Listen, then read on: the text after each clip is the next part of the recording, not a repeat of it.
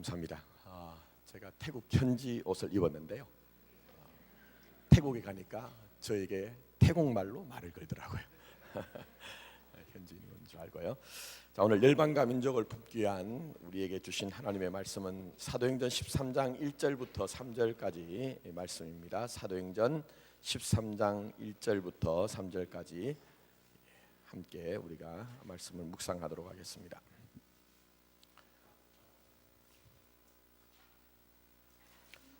말씀이 길지 않기 때문에 우리 같이 한번 같은 마음 같은 뜻으로 같이 읽도록 하겠습니다. 함께 읽습니다. 안디옥 교회에 선지자들과 교사들이 있으니 곧 바나바와 니게르라 하는 시몬과 구레네 사람 루기오와 분봉한 헤롯의 젖동생 마나인과 및 사울이라. 주를 섬겨 금식할 때에 성령이 이르시되 내가 불러 시키는 일을 위하여 바나바와 사울을 따로 세우라 하시니 이에 금식하며 기도하고 두 사람에게 안수하여 보내니라. 아멘. 과거에는 이제 교회 전형을 모델을 예루살렘 교회로 많은 학자들이 이제 연구를 했습니다. 근데 현대의 신학자들은 안디옥 교회를 다시 재평가하고 안디옥 교회가 정말 주님이 꿈꾸시던 그 교회가 아닌가 하고 우리에게 제시를 하고 있습니다. 그 이유 중에 하나는 선교입니다. 물론 예루살렘 교회도 선교를 하는 교회였지만 이제 12장까지 예루살렘과 유대와 사마리아 지역까지 이제 복음이 퍼져 나가죠. 그리고 난 후에 주님의 목적하심은 어디까지죠? 땅끝입니다. 그 땅끝을 향해 나가는 교회의 어떤 모습, 이제 가장 중요한 모습을 안디옥 교회가 보였습니다. 오늘 제가 설교가 이제 Remember 안디옥, Revival 안디옥입니다. 우리가 이 안디옥 교회를 좀 기억을 하고 다시 우리 교회가 좀 안디옥 교회 같이 부흥이 됐으면 좋겠다. 그 부흥이란 말이 리바이벌인데 이 말이 원래는 다시와 살아난다는 말이 합성어가 되잖아요. 그러니까 우리 교회도 그런 교회가 됐으면 좋겠다는 마음에 오늘 이제 말씀을 전합니다. 자, 그러면 이 안디옥 교회가 어떤 교회였느냐? 자, 먼저는 환경입니다. 선교를 할 수 있는 환경이 준비된 교회였습니다. 자, 그렇기 때문에 우리의 기도 제목이 뭐가 돼야 되죠? 선교할 수 있는 환경의 문이 열리도록 기도해야 됩니다. 자, 무슨 얘기냐? 오늘 본문 1절 말씀을 한번 보십시오. 안디옥 교회에 선지자들과 교사들이 있으니 곧 바나바와 니게르라 하는 시몬과 구레네 사람 루기오와 분봉왕 헤롯의 젖동생 마나인과 및 사울이라 얘기했습니다. 자, 지도자죠. 지도자가 다양합니다. 그들의 출신도 다양하고요. 또 어떤 면에서 인종도 다양하고 뭐 그들의 배경도 다 다양합니다. 정말 하나님의 결정적인 일을 하기 위해서는요, 선교에 대한 환경이 우리에게 정착이 돼야 됩니다. 복음으로 바뀌어져야 됩니다. 자, 여기에 보시면은 누가 나타나느냐? 먼저는 바나바는 여러분이 잘 아시기 때문에 설명을 더 드리지 않겠습니다. 자, 그 다음에 니게르라 하는 시몬 했는데 니게르란 말은 이거 뭐 좋은 말은 아닙니다. 요즘은 니그로라는 말이 여기서 나왔습니다. 흑인인 시몬이란 얘기죠. 시몬이 누굴까요, 여러분? 많은 학자들이 얘기하기를 예수님의 십자가를 대신 진 구레네 사람 시몬일 가능성이 높다 이렇게 얘기를 합니다. 자, 그 다음에도 보시면은 누가 있느냐? 그게 보시면은 또 구레네 사람 루기오. 구레네라는 것은 요즘 이제 뭐 나라가 좀 많이 어렵습니다만은 리비아가 바로 이 구레네 지역입니다. 거기서 온 사람이 이제 지도자였습니다. 자, 그 다음에 독특한 사람이 하나 등장하죠. 분봉왕 헤롯의 뭐라고 합니까? 젖동생 이렇게 얘기합니다. 이게 무슨 얘기냐면 함께 양육을 받은 사람이라는 거예요. 그러니까 같은 유모 아래 자란 사람. 그러니까 왕자를 키우는데 왕자 혼자 키우지 않고 친구를 삼을 수 있는 사람을 유모가 같이 키웠다는 거예요. 그래서 이 사람은 귀족일 가능성이 높았다는 거예요. 자, 그러면 보십시오. 배경도 다르죠. 그들의 이제 어떤 면에서 혈통도 다르고 그들의 학식도 다르고 다 다른데 뭐 안에서 하나가 됐어요? 예수의 십자가 복음 안에서 하나가 됐다는 거예요. 주님이 그들의 심장에 계셨기 때문에 그들에게 있는 모든 차이는 아무 문제가 아니었습니다. 죄를 제외하고는 전부 다 그리스도 예수 안에서 전부 온전히 하나가 될 때 이 선교적인 환경이 준비가 되었고 그 선교적인 환경이 준비된 안디옥 교회를 쓰는 거예요. 여러분 하나님 앞에 쓰임 받고 싶습니까? 정말 쓰임 받고 싶으세요? 우리의 세대에 하나님께서 우리 교회를 정말 거룩하고 영광스럽게 쓰시는 것을 좀 경험하고 싶으세요? 기도하십시오. 뭘 기도해야 됩니까? 하나님, 환경이 준비되게 해주십시오. 우리에게 주님을 전할 수 있는 환경이 준비되게 해달라고 우리가 기도를 해야 되는 것입니다. 여러분, 정말 하나님의 나라 일들은요, 하나님의 것으로 준비되지 않으면 하나님이 쓰시지 않습니다. 그러면 제가 그냥 설교 전할 때 직설적으로 전할 때가 있잖아요. 제가 마포교에서는 오래 묵지 않았습니다. 그래서 여러분보다는 조금 더 객관적으로 볼 수 있는데요, 그 가운데 하나가 뭘까요, 여러분? 우리가 전통이 없는 것도 아니고 헌신하셨던 여러분의 열심이 없었던 것도 아닌데, 제가 볼 때는 이런 부분이 부족한 것 같아요. 복음으로 말미암아 우리의 마음의 환경, 영적인 환경, 우리의 모든 그 자원들의 환경을 어떻게 쓸 것인가 하는 것에 준비가 되지 않았어요. 하나님은 우리에게 이것을 준비하라고 합니다. 자, 예를 들면 제가 늘 가까운 분들에게 그런 얘기합니다. 재직회 때마다, 공동회 때마다 저는 안타까운 것이 있습니다. 그게 뭐냐? 다른 것이 아닙니다. 재정복으로 할 때 우리가 뭐 수십억이 되는 그 뭐라고 할까요? 자산을 늘 점검합니다. 그렇게 하셔야죠. 근데 저는 거기서 한 걸음 더 나갔으면 좋겠어요.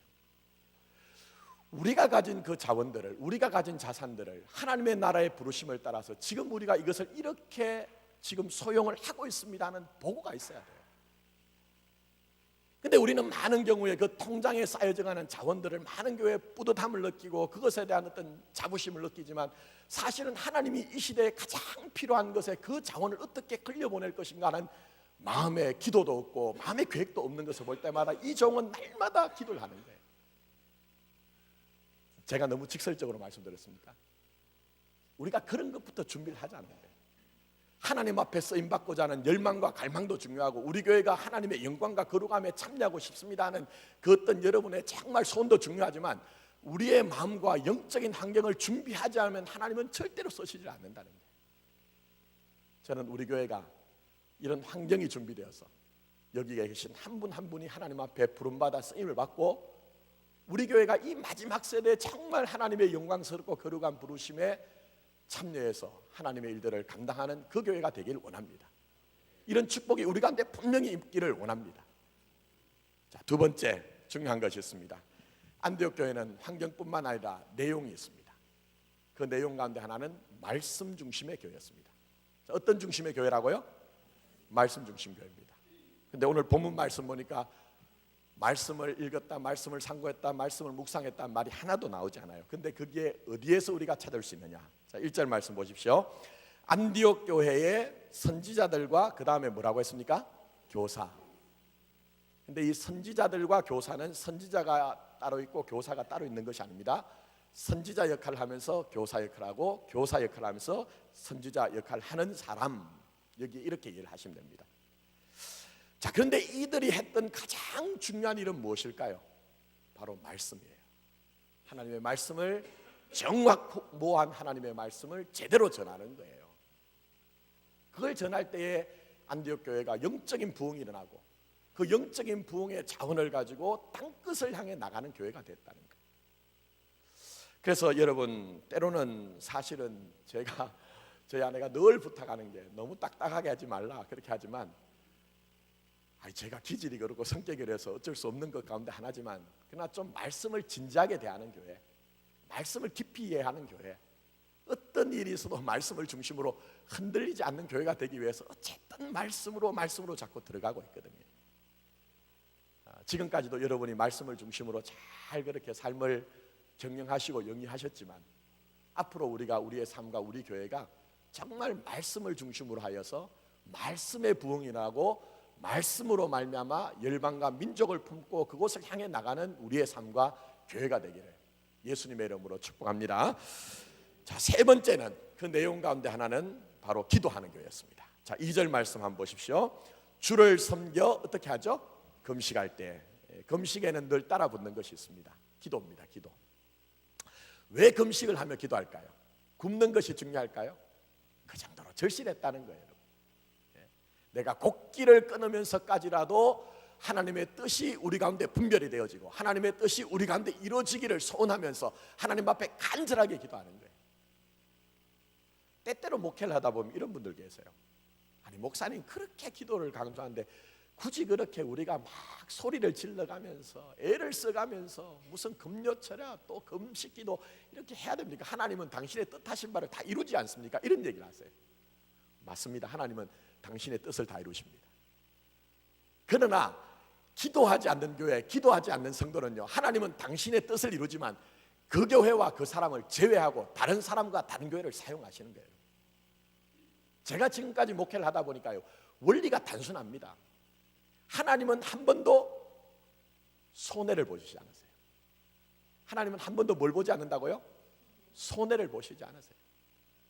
하나님의 그 어마어마한 영광이 있잖아요. 이 땅의 것들로는 도무지 비견할 수 없는 그 영광을 하나님이 세상에 뺏기지 않는 하나님이거든요. 그렇다고 하면 한 교회가 한 사람이 기도를 하지 않으면서 하나님의 뜻을 이룬다, 그건 절대로 있을 수가 없어요.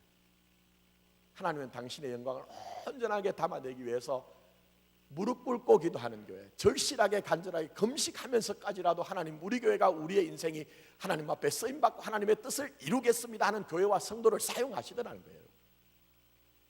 저는 우리 교회가 조금 더 주님 앞에 기도가 회복되어서 믿는 것 말고, 그냥 믿는 것 말고 제대로 믿고 하나님의 영광에 참여할 수 있는 그런 우리의 믿음이 되기를 원합니다. 기도하는 교회, 기도하는 성도가 되기를 예수님의 이름으로 축복합니다. 마지막으로 네 번째 보시면은 거기에 이제 내용이 있습니다. 그게 뭐냐면 순종이 있는 교회였습니다. 자, 2절과 3절 말씀 한번 보세요. 거기 보시면 주를 섬겨 금식할 때에 성령이 이르시되 내가 불러시키는 일을 위하여 바나바와 사울을 따로 세우라 하시니, 말씀이 있고 3절에 뭐라고 딱 들어가는 말씀에 있죠? 이해, 이렇게 됐습니다. 이 접속사가 사용이 됐는데 원래 헬라어에서는 주님께서 따로 세워서 그 사람들을 보내라고 하니까 바로 거기에서는 그렇게 하여서 이 사람들이 기도하고 두 사람을 안수해 보냈다는 거예요. 여러분, 진짜 능력이 어디서 나타날까요? 세상에서는 지식이 능력이라고 합니다. 경험이 능력이라고 합니다. 재물이 능력이라고 합니다. 인간관계가 능력이라고 합니다. 그러나 성경에서는 순종이 능력이라고 합니다. 성경에서는 적어도 하나님의 나라 일들은 순종이 능력이라고 합니다. 그래서 순종이 뭐보다 낫다고 하죠? 제사보다 낫다는 거예요. 내가 내 능력이 안 돼서 순종을 통해서 이루느냐 못 이루느냐 하는 것은 두 번째 문제예요. 그것은 하나님이 하실 일이에요. 제가 농담 삼아 얘기를 하면요, 가끔 중한병 걸리신 분들이 저한테 기도를 부탁하러 오시면요, 제가 막 선포를 합니다. 예수의 이름으로. 전에 이제 제가 사역을 할 때 전도사님 한 분이 그 얘기를 하세요. 목사님 그 환우들 위해서 기도해 주실 때 막 예수의 이름으로 막 선포를 하시면 만약에 안 나으면 목사님 곤란해지지 않습니까? 그렇게 기도하시는 게 좀 그래요. 제가 그랬어요. 기도하는 것은 우리 목이고 응답은 누구에게 있다고요? 하나님에게 있는 거예요. 여러분, 정말 하나님이 우리 인생과 우리 교회를 사용하시는 것은요, 우리가 뭐 가능하다 불가능하다 판단하는 것보다 순종할 때에 하나님의 역사가 나타나는 것입니다. 이제 말씀을 맺도록 하겠습니다. 이 안디옥 교회는요, 뭐 조금 더 우리가 살펴봐야 되지만 참 멋진 교회예요. 그래서 우리 교회의 비전 가운데도 안디옥의 비전이 있습니다. 열방과 민족을 하나님께로 이끌고 주님의 복음을 전하는 비전이 있는데, 리멤버 안디옥, 다시 한번 안디옥을 기억하십시오. 그리고 리바이벌 안디옥, 우리 교회 안에 이 안디옥 교회 같이 다시 한번 부흥의 역사가 있어서 우리 세대 가운데 하나님이 충분히 마음껏 여러분의 인생과 우리 교회를 사용하시는 그 은혜를 우리가 간증할 수 있는 교회, 나타낼 수 있는 우리의 인생이 되기를 예수님의 이름으로 축복합니다. 우리 함께 좀 기도했으면 좋겠습니다.